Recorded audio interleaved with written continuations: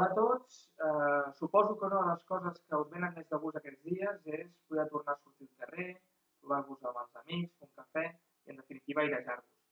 En el meu cas també, evidentment, i pensant en aquestes coses, doncs se m'ha ocorregut fer-vos una petita visita virtual pels carrers i per les places de la Barcelona medieval. Cal dir que de visites per la Barcelona medieval se'n podrien fer desenes i sempre ens deixaríem coses. I és per això que el que fem avui és una petita selecció. Llavors ja quan puguem tornar a sortir al carrer i explicar-ho presencialment, doncs veurem moltes altres coses que ara no explicaré. Per començar aquesta ruta ens hem de situar a la baixada de Santa Eulàlia. Aquest carrer deu el seu nom a la patrona de Barcelona, que, doncs, segons la tradició, va ser martiritzada per la seva fe cristiana. Santa Eulàlia era una jove barcelonina que al segle III va ser condemnada a tantes tortures i càstigs com anys tenia. En aquell moment tenia 13 anys i d'entre tots els càstigs i tortures que se li van aplicar, una d'aquestes va ser ficar-la dintre d'una bota de vi que estava plena de claus i de vidres esmolats, tancar-la i fer-la baixar rodolant per un dels carrers de la ciutat romana.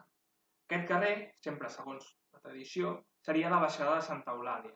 I és per això que avui, si ens dirigim en aquest carrer, trobarem un plafó ceràmic amb uns versos de Verdaguer que expliquen la vida de Santa Eulàlia i a sobre una figura de la patrona, on encara hi ha molts barcelonins que hi van a posar flors. Deixant la baixada de Santa Eulàlia, travessem l'antic cai jueu i ens situem a la plaça Sant Jaume. Aquesta plaça es correspon amb el centre geogràfic de la ciutat romana, tot i que sembla que el fòrum no estaria exactament en aquest punt, sinó lleugerament desplaçat.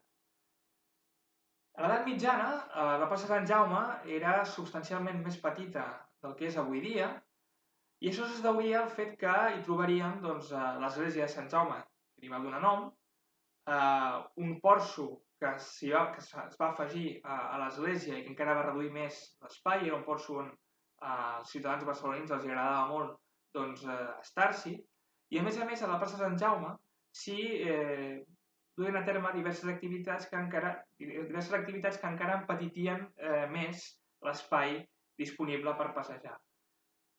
Una d'aquestes activitats era els encants, és a dir, un mercat de segona mà de tota mena de mobles, roba, utensilis, atuells que es venien allà. A més, a la plaça Sant Jaume hi trobaríem les escrivanies dels notaris i els seus ajudants que estaven obertes al carrer i, a més, hi havia un om, un arbre, que servia per lligar-hi els delinqüents que havien estat condemnats per petits delictes com ara furts o robatoris i per tal de sotmetre'ls a la vergonya pública. A partir del segle XV, quan es comença a construir el Palau de la Generalitat i es vol d'alguna manera dignificar el seu entorn, s'enderroquen alguns dels habitatges que hi haurien a la zona i ja es comença a ampliar poquet a poquet la plaça. Tot i així, la seva fisonomia actual prové del segle XIX, i és que el segle XIX és el moment en el qual s'enderroca l'església de Sant Jaume i es construeix la façana actual de l'Ajuntament. Si ara baixem per el carrer de Jaume I, arribem a la plaça de l'Àngel. Aquesta plaça també té molta història i és que era inicialment el Mercadal. Era el punt fora muralles davant del Portal Major on es celebrava el Mercat de Barcelona. Llavors allà s'hi venien tota mena de productes com ara cereals, fruites, hortalisses, bestiar, productes artesanals i fins i tot esclaus.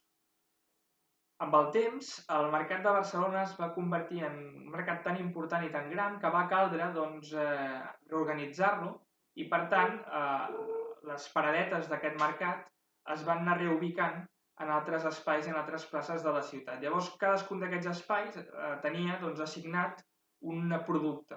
Llavors, en aquest moment, per exemple, apareixen la plaça de la Llana, a la plaça de l'Oli o al carrer de la Pescateria, on s'hi venia el peix.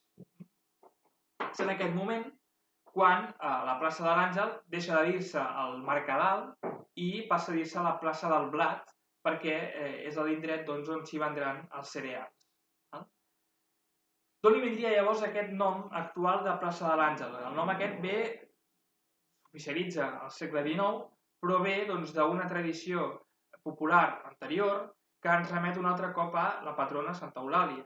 I és que, segons explica la llegenda, el 878 el bisbe de Barcelona va trobar les despulles de Santa Eulàlia sota l'església de Santa Maria de les Arenes i va decidir portar-les cap a la catedral de Barcelona. A mig camí, la comitiva que portava les despulles de la santa es va trobar que de cop i volta pesaven molt i que no les podien seguir carregant, les van haver de deixar allà al mig, no les podien tornar a aixecar i van haver d'interrompre el seu seguici i direcció a la catedral sense saber molt bé què fer. Va ser en aquest moment quan va aparèixer un àngel del cel i els hi va indicar que un dels canonges que portava les despulles havia robat un dit. Llavors, en aquest moment, el canonge, tot avergonyit, va retornar el dit on eren les despulles i llavors, un altre cop, les despulles es van poder alleugerir i la comitiva va poder acabar de portar Santa Eulàlia fins al seu destí. I és per això que li va quedar a la plaça el nom de plaça de l'Àngel. Ara travessem la Via Laietana, que com sabreu és un carrer molt nou, que neix entre el 1908 i el 1913, de fet, destruint una part important de l'antiga ciutat medieval, i un cop hem travessat la Via Laietana enfilem pel carrer de la Bòria. Aquest carrer era tristament conegut perquè era el punt on començava el passeig de la vergonya al qual se sotmetien els condemnats abans de la seva execució o si tenien una mica de sort, de tornar a ser portats a la presó. De fet, hi ha un quadre molt bonic del pintor Galofre que representa aquest moment on un condemnat és pujat sobre d'un ase i comença el seu recorregut mentre la població de Barcelona hem de suposar que l'increparia o que com a mínim estaria pendent de veure qui és aquest malfactor. Seguint el carrer de la Bòria, arribem a la plaça de la Llana, que com us he explicat serien aquestes places que s'especialitzen en un producte per vendre'l, i arribem a la capella del Marcús. Aquesta capella, d'estil romànic, va ser construïda al segle XII i era la capella d'un hospital de pobres i de viatgers que havia impulsat el burgès Bernat Marcús. Llavors, d'aquest hospital no ha quedat res. De fet, aquest hospital va ser un dels que va passar a constituir l'Hospital de la Santa Creu i només ens n'ha quedat aquesta petita capella.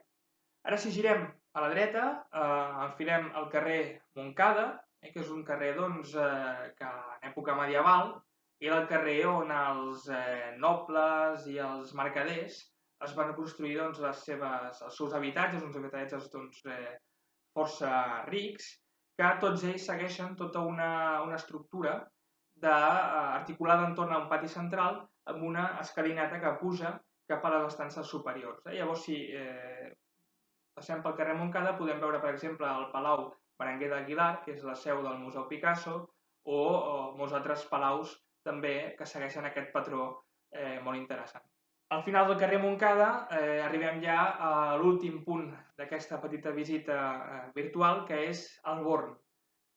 El Born, a l'edat mitjana, era la plaça on se celebraven les festivitats, on se celebraven les fires, la Fira del Vidre, la Fira de la Cera, i on se celebraven els tornejos.